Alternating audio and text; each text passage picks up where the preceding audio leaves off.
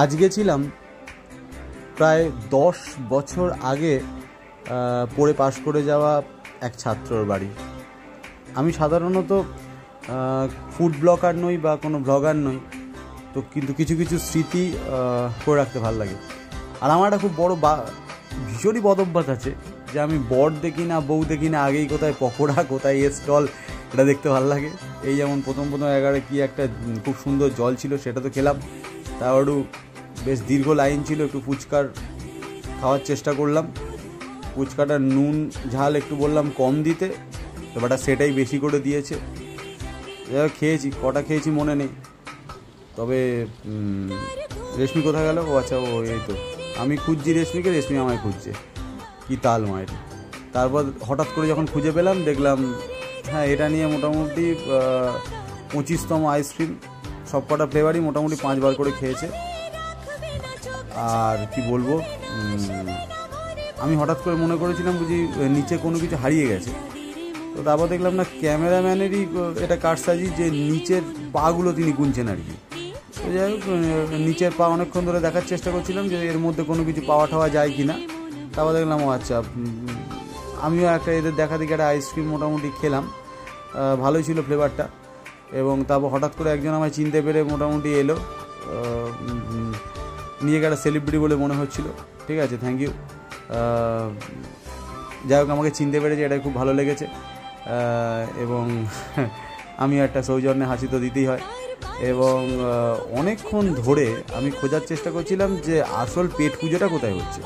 তারপর সন্ধান পেয়ে আর কি সেখানে গেলাম, গিয়ে একটু সিট আর কি খোঁজার চেষ্টা করছিলাম কোথায়, একটু পাখার তলায়, যেহেতু গ্রীষ্মকাল।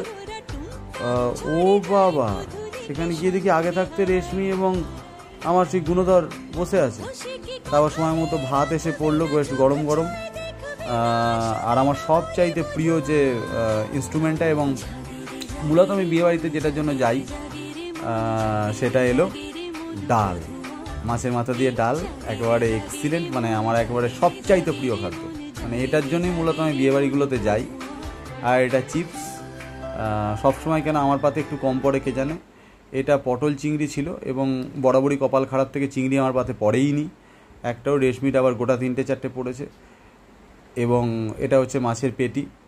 আর এই ভদ্রলোক চিপস পকোড়া খেয়ে মোটামুটি তিনি আর ভাত খাওয়ার তার কোনো রুচি এবং ইচ্ছে কোনোই নেই। তিনি এখন দর্শক আসনে বসে আছেন, কিছুই খাচ্ছেন না। আর পাশে রেশমি মোটামুটি দুজনেরটাই নেওয়ার চেষ্টা করছে। আর মাংসটা মোটামুটি আমি বরাবরই একটু ভালোই খাই, এখানেও খেয়েছি, অনেকটাই দিয়েছে। ক্যাটারিংয়ের ছেলেগুলো বেশ যথেষ্টই ভালো দিল। রেশমি আবার গোনার চেষ্টা করছিল নাকি কে জানে, নাকি মাপার চেষ্টা করছিল। আর যাই হোক, মাংসটা মোটামুটি ভালোই খেতে হয়েছে, সব কটা রান্নাই ভালো হয়েছে আর কি। ও বাবাই নিচ্ছে, কিন্তু তেমন কিছু খাচ্ছে না। এবার এই চাটনিটা পড়েছে, আমার খুব প্রিয়, কিন্তু চাটনিটা খুব যেন একটু টকি ছিল। তো আসল নায়কের সাথে একটু আলাপ করিয়ে দিই, এটা আমার সেই বুদ্ধিশ্বর। লোকে বলে যে দূরত্ব বেশি হলে গুরুত্ব কমে যায়, আমি মনে করি তা না। 10 বছর আগে পড়ে চলে গেছে, বাট এখনও মনে রেখেছে আমাকে, এটাই সবচেয়ে ধন্যবাদ। খুব নামকরা ক্যামেরাম্যান, উনি একটু নিচের দিকটা খোঁজেন বেশি আর কি, তো এই জন্য ওপরের দিকে তার ক্যামেরা তুলতে একটু টাইম লাগে। একটু ওয়েট করুন, ক্যামেরাটা তুলছে। এই আমাদের নায়ক নদের চাঁদ নিমাই। এবং তোর বিবাহিত জীবন সুখ হোক, ভাগ ভালো থাক।